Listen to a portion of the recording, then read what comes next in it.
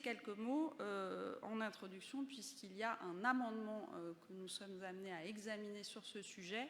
Et ensuite, une fois que nous aurons fixé ces éléments de fiscalité, évidemment déterminants pour les recettes de la ville, nous pourrons examiner le budget qui est le principal sujet à l'ordre du jour de ce conseil municipal, avec quelques autres stratégies qui vous seront présentées ensuite. Donc je crois qu'il y a un amendement de Madame Duhamel, je crois,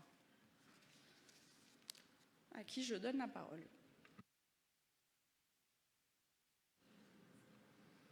Oui, Madame le maire, chers collègues, la délibération 22-28 soumise au vote du conseil municipal a pour objet de fixer pour l'année 2022 les taux de la taxe d'habitation sur les résidences secondaires, les taux de la taxe foncière sur les propriétés bâties, le taux de la taxe foncière sur les propriétés non bâties.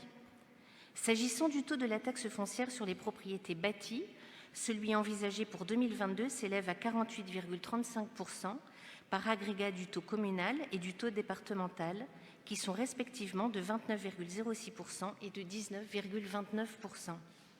Il est donc proposé au conseil municipal d'adopter le taux de 48,35% pour 2022 pour la TFPB.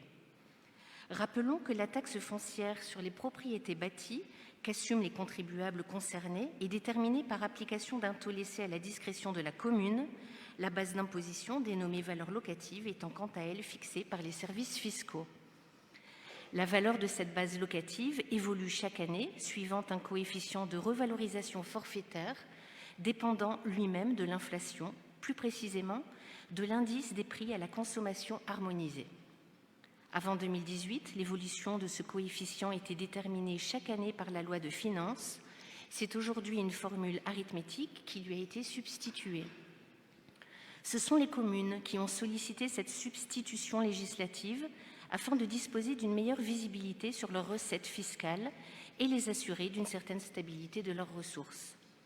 Désormais donc, l'évolution des valeurs locatives suit celle de l'inflation. Ces dernières années, l'évolution des bases locatives a été de plus 1% en 2016, 0,4% en 2017, 1,1% en 2018, 2,2% en 2019, 1,2% en 2020 et plus 0,2% en 2021. Pour l'année 2022, compte tenu de la reprise d'une certaine inflation constatée en 2021, la hausse sera de 3,4%, ce qui engendrera un surcoût inédit pour les propriétaires qui s'acquittent de la taxe foncière sur les propriétés bâties et, bien entendu, un gain non négligeable de recettes pour la ville de Lille de l'ordre de 5,5 millions d'euros. Rappelons que la ville de Lille perçoit déjà au titre des impôts locaux 707 € par habitant, contre 675 € pour la moyenne de la strate des villes de plus de 100 000 habitants, le site collectivitélocale.gouv en attestant. Rappelons également que sur les 42 communes de plus de 100 000 habitants présentées dans l'étude du cabinet Finances et Stratégie locale, précédemment citée par la ville lors de la présentation du ROB, seuls 10 ont un taux d'imposition supérieur à celui de la ville de Lille pour la taxe foncière sur les propriétés bâties. Ce taux est à Lille de 48,35% en 2021. Mais c'est parce que les bases d'imposition à Lille sont faibles que la taxe foncière sur les propriétés bâties ne frappe en moyenne chaque Lillois que de 344 € par an, là où la moyenne de la strate s'élève à 345 €. Le foyer moyen lillois est donc taxé autant que les foyers des communes comparables et pas moins, contrairement à ce qui est aveuglément répété. Et ceci avec un taux supérieur à la moyenne, ce qui expose le Lillois à une pression fiscale difficilement supportable si les bases augmentent alors que les taux sont élevés. Encore peut-on se réjouir que l'État ait pris la sage décision de supprimer la taxe d'habitation qui nous plaçait dans les hauteurs d'un triste podium matraqueur. Par nostalgie sans doute, vous évoquez la taxe sur le foncier bâti pour un couple avec 2 enfants, ce qui avait un sens dans la taxe d'habitation, mais n'en a aucun dans la taxe foncière, qui s'imposera tout autant à un foyer monoparental comptant un salaire unique, puisqu'elle est fondée sur le bien et non sur ses occupants. Elle frappe d'ailleurs également le petit commerçant ou artisan qui, se sachant promis à une retraite faible, a investi dans la pierre pour s'assurer un complément en revenus locatifs. Nous vous avons déjà alerté, tel Jean-Baptiste Vox Clamentis in deserto, sur ce qui ne manquerait pas de se produire si les bases venaient à évoluer mécaniquement compte tenu d'un retour à l'inflation. Hélas, nous y sommes.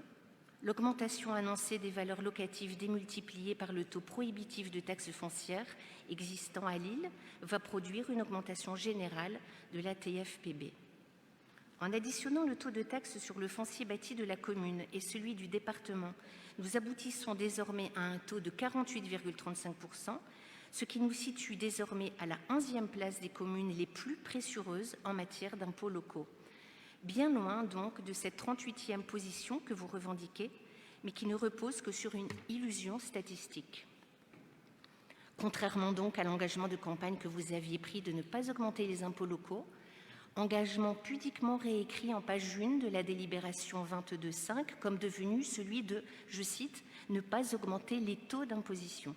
La pression fiscale va donc bien s'accroître en 2022 et probablement aussi en 2023, la majorité des économistes augurant une poursuite de ce phénomène. Dans le souci de préserver la justice fiscale, nous vous proposons de neutraliser l'augmentation des valeurs locatives de 3,40% en diminuant le taux de la taxe foncière sur les propriétés bâties, conserver le même montant de taxes malgré une augmentation des bases de 3,40% nécessite de ramener le taux de 48,35% à 46,76%, soit une diminution de 1,59%. Ainsi, aurez-vous la possibilité de respecter l'un de vos engagements de campagne municipale, contribuant à préserver le lien de confiance entre électeurs et élus, ce qui ne pourra que contribuer aussi à limiter les tentations populistes de Lille à désabuser et de commencer à normaliser la situation lilloise d'une ville au taux élevé car les bases sont faibles.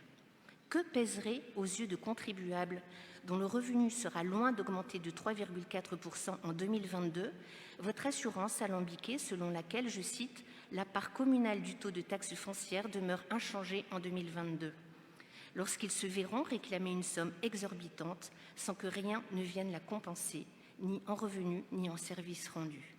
Je vous remercie.